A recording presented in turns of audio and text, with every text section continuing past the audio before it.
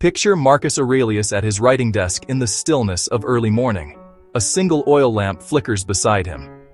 Outside, Rome is quiet. Inside, his mind isn't. Even the emperor of the world wrestled with racing thoughts, with what might go wrong, what others might say, what the future might bring. But before the first light touched the marble floors, he began his practice, writing to himself. He wasn't recording history, he was taming his mind. He wrote reminders like, "Today I will meet people who are meddling, ungrateful, arrogant, deceitful." Reminding himself not to be thrown off by the chaos around him. He wasn't trying to control the world. He was trying to control how he thought about it. Overthinking is nothing new. It's a timeless problem.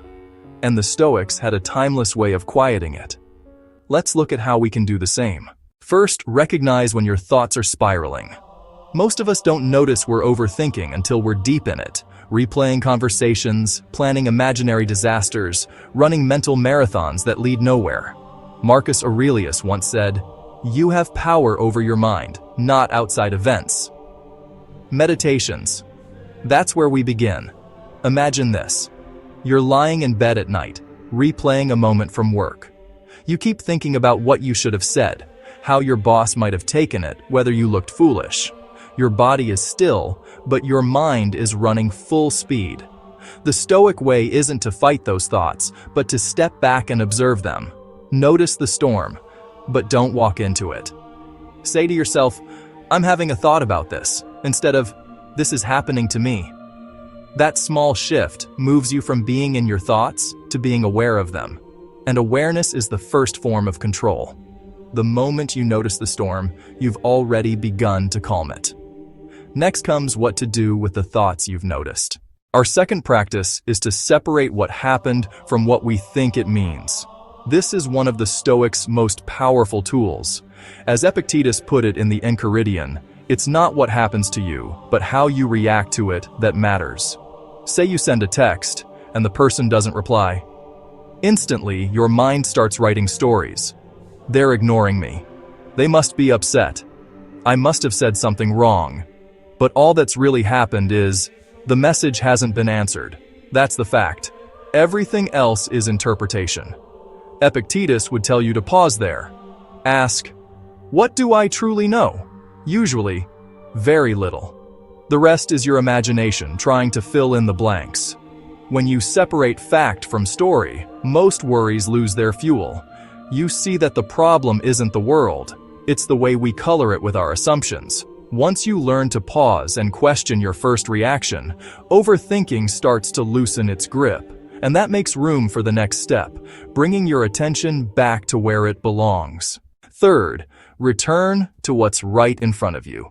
Overthinking pulls us into the past or the future, both places we can't touch. Seneca wrote, "We suffer more in imagination than in reality." Letters. Think of how often we leave the present moment chasing possibilities. What if this happens? What if that fails? What if they judge me? But the Stoics believed peace was only possible when your attention matched your action. So, if you're washing dishes, just wash dishes. If you're driving, just drive. If you're at work, give your full mind to the work, not to the stories surrounding it. Marcus Aurelius reminded himself often, concentrate every minute on doing what's in front of you. You can't stop thoughts from arriving, but you can keep returning to what you're doing, like coming back to the breath in meditation. The more you practice this, the shorter your detours into overthinking become. And when your mind is anchored in the present, you start to see another truth, that most of what we worry about never even happens. The fourth way to stop overthinking is to make peace with uncertainty. We overthink because we want control. We want guarantees before we act, reassurance before we speak, certainty before we rest. But life doesn't work that way. Marcus Aurelius once wrote, "Let things come that come." Meditations. It wasn't resignation, it was realism. He understood that much of life is beyond our control, weather, health, other people's minds, even tomorrow itself. Think of how much mental energy goes into planning every outcome, predicting every risk, calculating every reaction. Yet the Stoics saw that trying to control uncertainty only multiplies anxiety. A more peaceful path is to prepare well, act with integrity, and then let go. Don't cling to outcomes you can't command.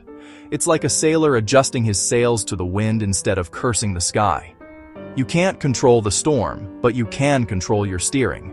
Once you accept that uncertainty isn't an enemy, your mind begins to relax, and that freedom allows you to think more clearly about what actually matters. Finally, the most stoic cure for overthinking: take action. Seneca said it simply: while we deliberate, life is passing. Letters. Overthinking loves delay. It keeps us circling questions without landing anywhere. Should I start this? Should I say that? Should I wait?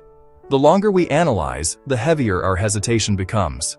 But the Stoics were people of practice, not theory. They believed the only true test of wisdom was in how you live. When your mind starts spinning, ask, what small, clear action can I take right now? Write the message, make the call, step outside, start the work. You'll notice that once you move, the fog begins to lift. Action brings clarity that thinking alone can't reach. The Stoics knew this was how we grow, not by endlessly turning ideas over in our minds, but by turning them into movement. And that movement brings us back to where Marcus began his mornings: calm, grounded, in control of the only thing that's ever truly ours, our own thoughts. So, how do we stop overthinking? By remembering what the Stoics practiced every day. Notice your thoughts, but don't be ruled by them. Separate what's real from what's imagined. Return to what's in front of you. Accept what you can't control. And take calm, deliberate action. In the end, Stoicism doesn't promise a silent mind. It offers a trained one, a mind that can see clearly through the noise and choose peace anyway. Marcus Aurelius began his mornings reminding himself of chaos. We can begin ours reminding ourselves of control. The same kind of control he found not in conquering the world, but in mastering his own thoughts. So tonight, when your mind starts running, pause, take a breath, and remember, you don't need to think your way out of every storm. You just need to stop stepping into it. Which Stoic way would you try first? Share it in the comments. I might read yours next time.